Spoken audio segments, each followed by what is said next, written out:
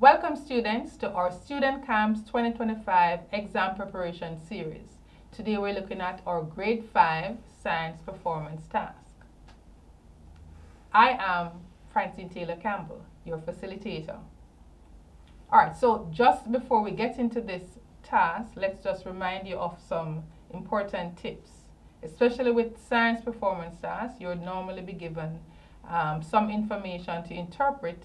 So pay close attention to diagrams and tables, pictures, look for details in those, and when you're provided with data in tables and graphs, you want to look for patterns and trends. All right, so let's look at the task in question. So this is a task that was done in 2023, right? And these can be found on the ministry's PEP website. All right, so they're all available, these performance tasks. So we're looking at it and you're basically analyzing how we should go about answering these tasks, right? And of course, the concepts and skills that are required. So the task is started with a scenario. So if you look at the first part of the task, we're told that there are two friends, Jenna and Patrick.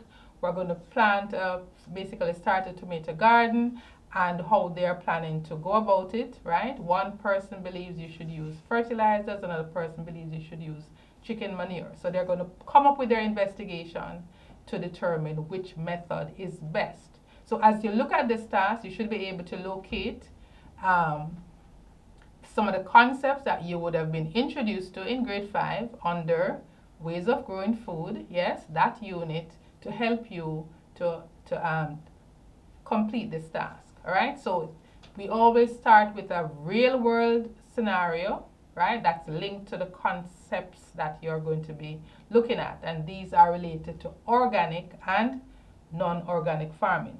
And then after that, there are some instructions that you will need to do that is in the task, right? You're going to plan an investigation, look at provide explanation for changes, make recommendations, use data as evidence. So that would constitute giving you a very short, a short summary of what you're expected to do.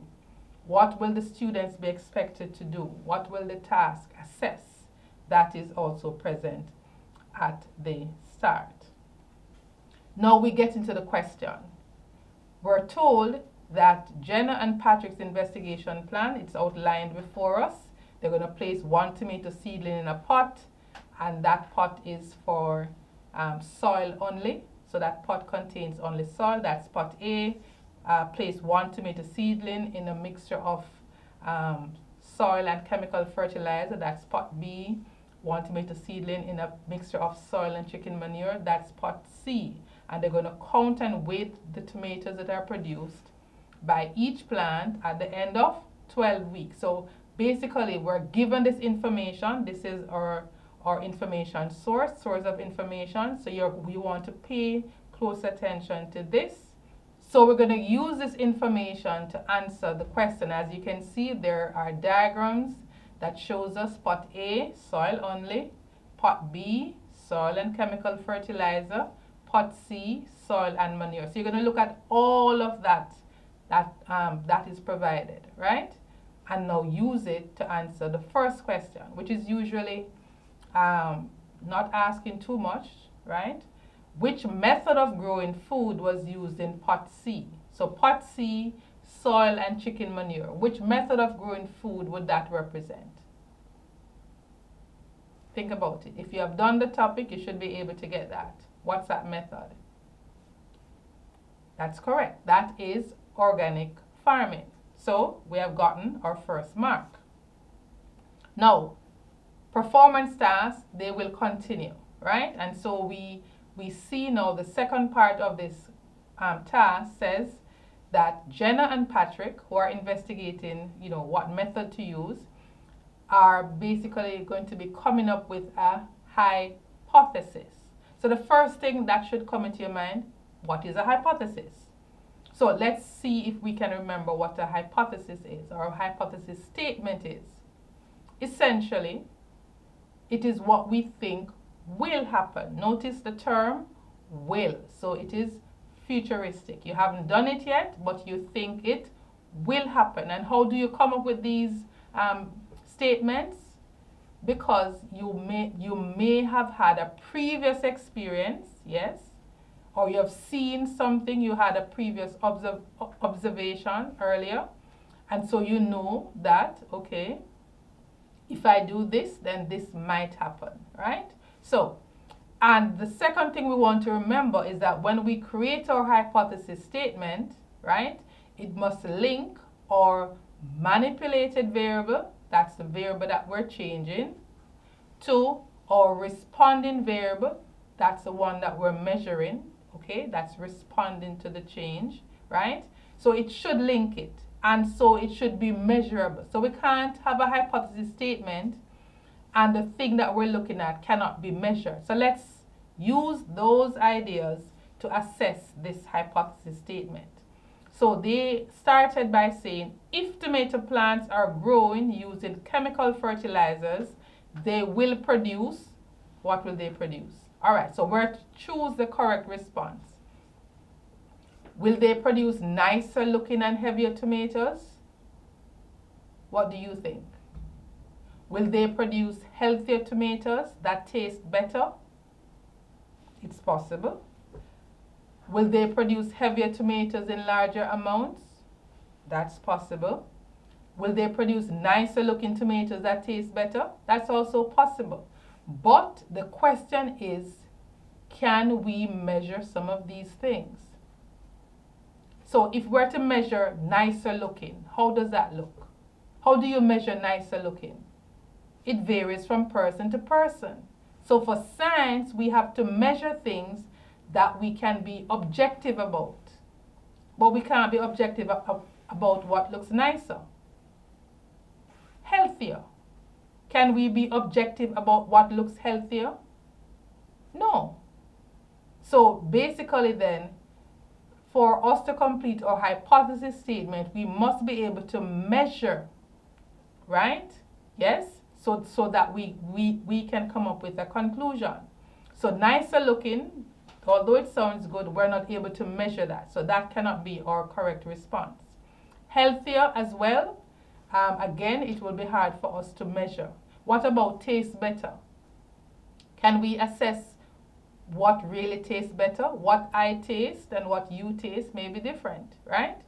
So the best statement that will complete that hypothesis statement, that makes it measurable, is heavier. Can we assess heavier?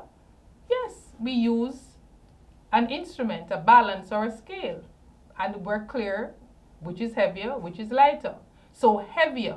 So if tomato plants are grown using chemical fertilizers, they will produce heavier tomatoes. That's what we can measure, and so that is the correct response. And please note that it's what you think will happen. It could be that persons think that if they use the organic, it would be heavier. That can also work, but that was not an option in the question. The point is, your hypothesis is what you think will happen. And then you use your experiment to prove whether or not your hypothesis is true. So next part of the question, part 3, says that Patrick wrote down some steps that he wanted to include in the investigation. Remember, he has not carried out the investigation as yet. We're going to look at the steps and to determine which of these steps are correct. So as he is putting the steps together, he's really designing the scientific investigation. And as you know, there are some things to be considered when we're designing an investigation. What's the first thing we're thinking of? That word. What is it? We want to ensure that we have a fair test. Beautiful. And what again is a fair test? In a fair test, we're trying to control our variables. So we keep all our variables the same except one variable that we're changing. So we change one thing and keep all other variables the same. All right, so we're going to look at our prompt again. We're given some steps. We're going to bear in mind that we're using a fair test. So we're changing one thing and keeping everything else the same. So the first step, plant one type of tomato seedling in pot A. Plant a different type of tomato seedling in pot B and pot C. Does that sound like the steps that would satisfy a fair test?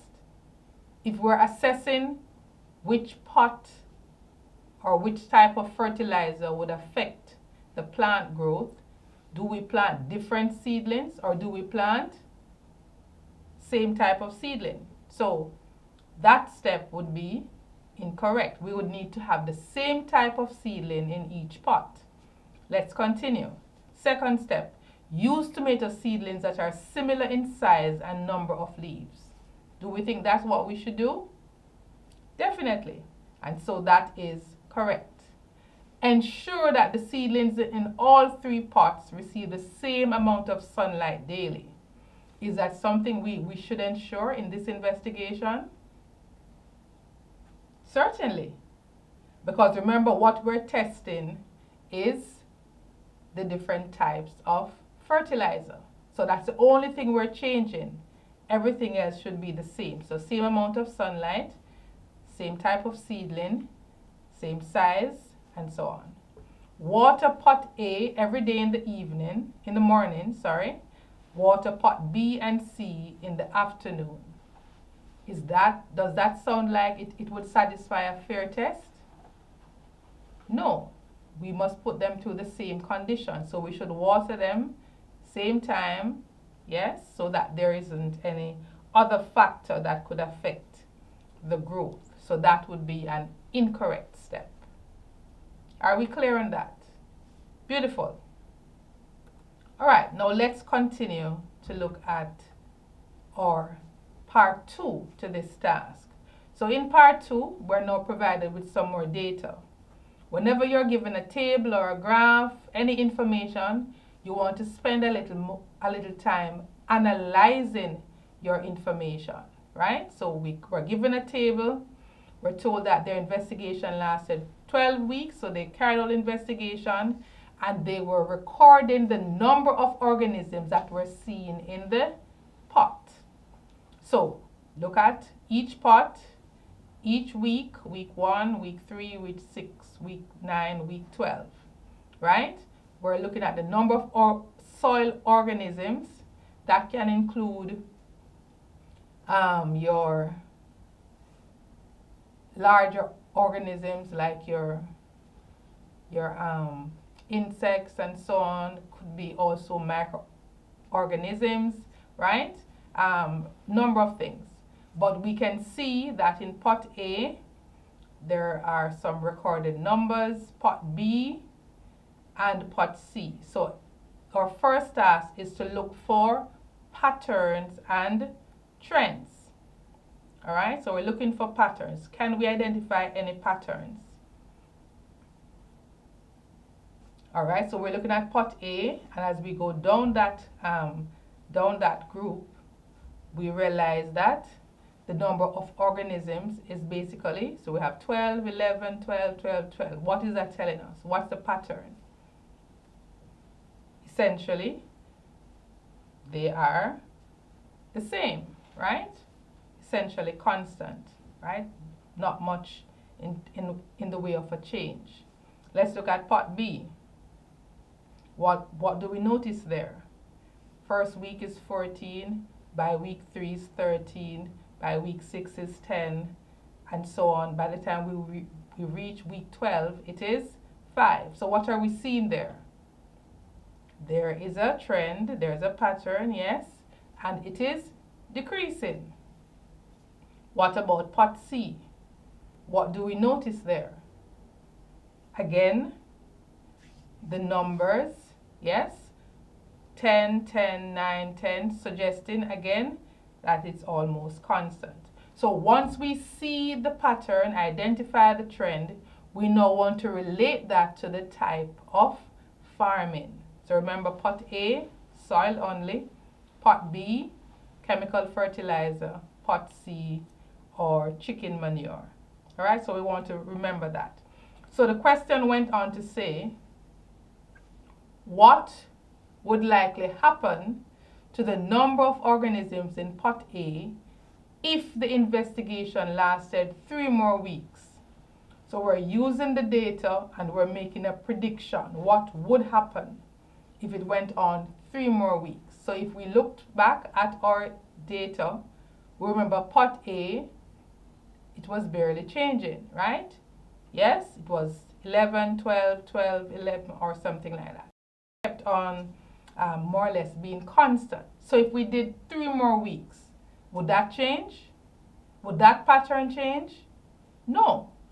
So again, we're looking at our patterns, we're analyzing our data, and we're coming up with our explanation. So if it lasted 3 more weeks, then pot A, the number of organisms would basically remain the same. It would be constant. Beautiful. And then the second question says, explain the likely cause for the decrease in the number of organisms that were observed in pot B. All right, good. So if we look back at pot B, we remember it was decreasing with each week. What could have caused that? How would you answer that question? You have to come up with an explanation. So to answer that, we need to look back at the type of substance or the type of farming that was being practiced in pot B. Pot B had our chemical fertilizer, yes, which is essentially what type of farming? Non-organic farming. So the only explanation then is that the chemicals in that fertilizer might have been affecting the organisms, and that is why we have a decrease in the number of organisms. So at this level, we're not expecting you to get more technical than that.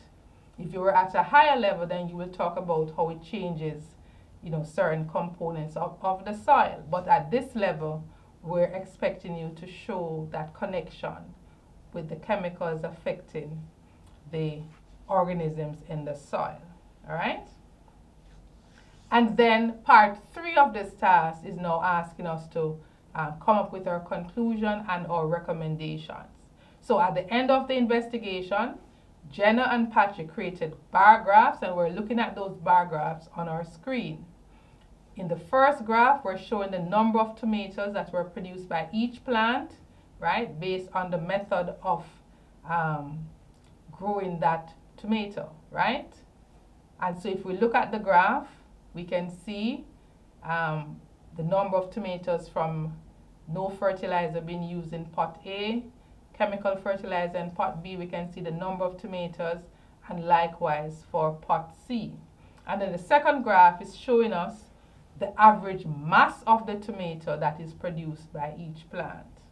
All right, and again, we can see it for pot A, pot B, pot C.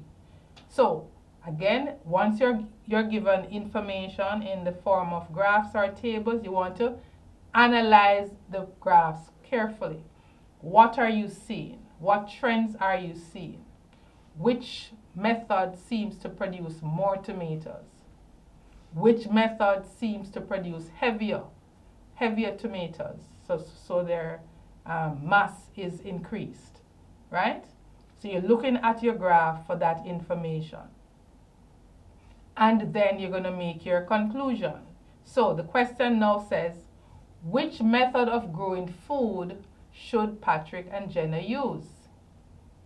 Right? So again, looking at the graphs, it cannot be no fertilizer, because as you can see, by not using fertilizer, we have less number of tomatoes being produced, and they weigh less, so they're not as heavy. So no fertilizer would not be a response. But what about looking at the chemical fertilizer or the chicken manure? For this particular question, depending on what you say, you have to give a reason for your recommendation, all right?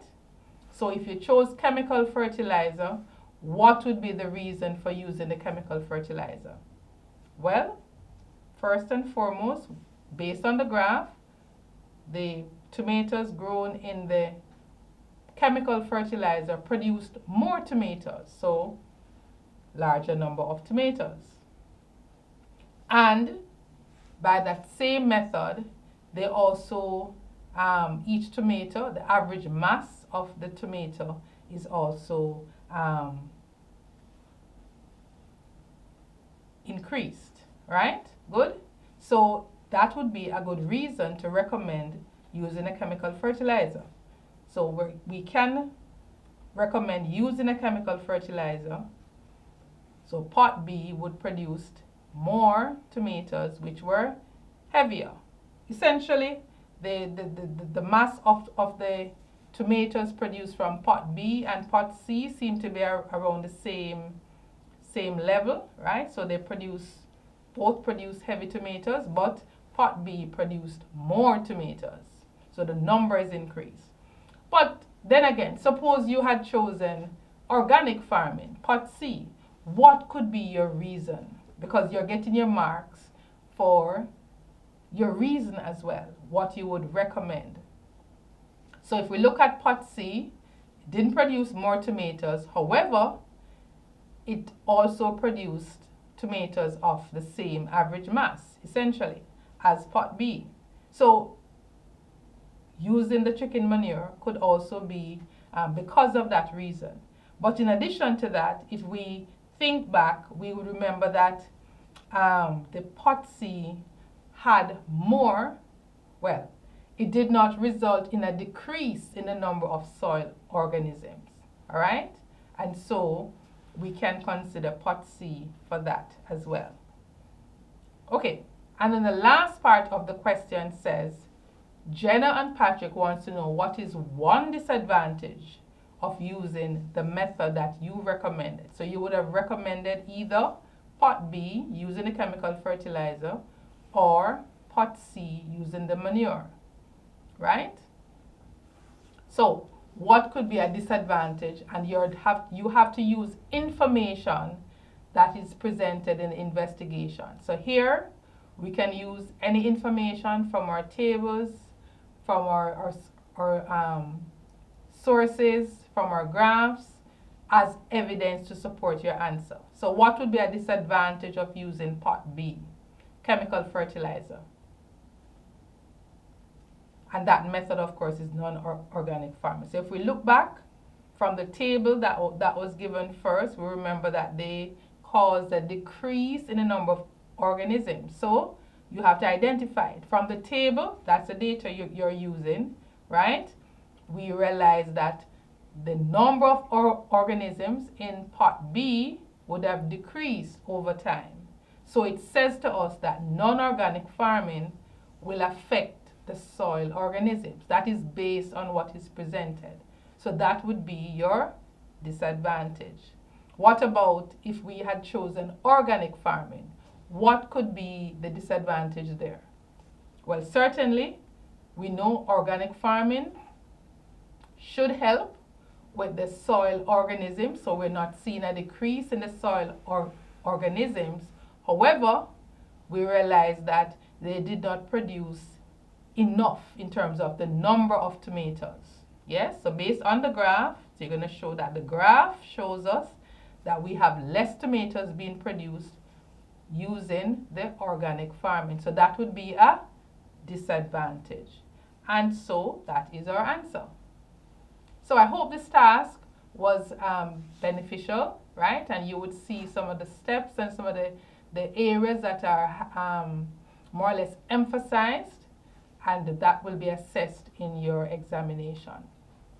So we have come to the end of our session today. I hope you have learned something, and we want to wish you all the best in your examinations. Good luck on your exams.